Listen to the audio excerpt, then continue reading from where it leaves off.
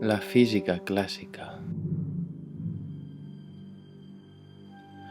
Tot comença l'any 1687, quan Isaac Newton publica Principia, on exposa per primer cop les famoses lleis de Newton.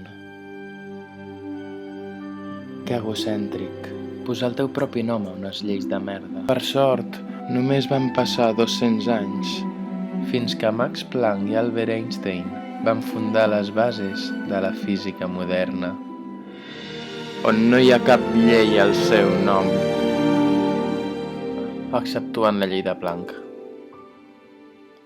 De totes maneres, les lleis de Newton segueixen sent molt útils.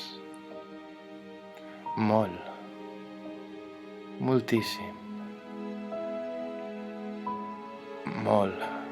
Ens han ajudat a entendre qualsevol moviment de translació i rotació.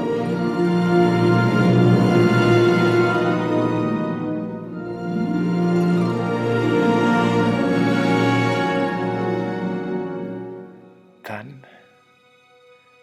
que ni ho puc expressar en paraules.